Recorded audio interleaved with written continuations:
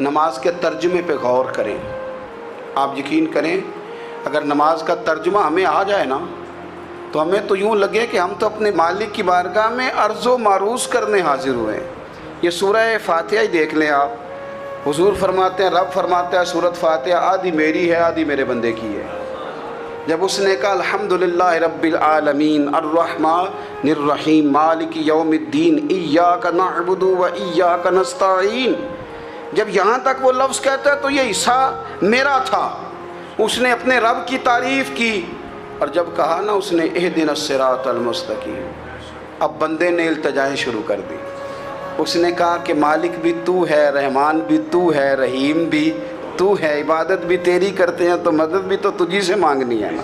اب مہربانی فرمانا اہدنا الصراط المستقیم، ہمیں سیدھا راستہ دکھا دے، صراط الذین انعمت علیہم، ان لوگوں کا راستہ دکھانا جن پر تو نے انعام کیا ہے، غیر المغضوب علیہم ولا الضالین، ان کے راستے پہ نہ چلانا جن پر تیرا غضب ہوا، جو گمراہ ہو گئے ان کے راستے۔ تو نماز میں جب ترجمے پر آپ کا غور ہوتا ہے تو آپ کا تو دل خود بخود لگ جاتا ہے، شوق بڑھ جاتا ہے آپ کا۔ تو اتنی چیزیں ہم زندگی میں یاد کرتے ہیں، تو اگر ترجمہ بھی نماز کا یاد کر لیں اور پھر شوق سے پڑھیں تو آپ یقین کریں طبیعت کھنچی چلی آئے گی۔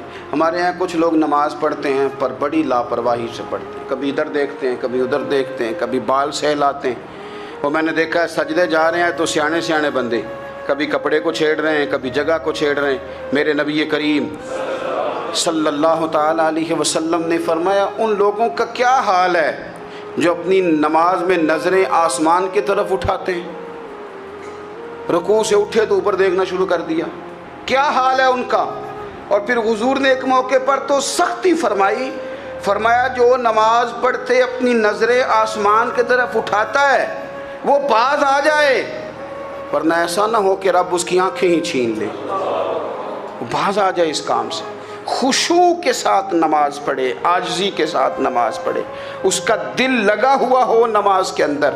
میرے نبی پاک صلی اللہ تعالیٰ علیہ وآلہ وسلم کے غلام حضرت انس بن مالک رضی اللہ تعالیٰ عنہ فرماتے ہیں کہ رسول پاک صلی اللہ علیہ وسلم نے مجھ سے فرمایا تھا کہ بیٹے نماز میں ادھر ادھر دیکھنے سے بچو، کیونکہ فرمایا نماز میں ادھر ادھر توجہ کرنا یہ بندے کو ہلاک کر دیتا ہے، ہلاکت ہے اس میں۔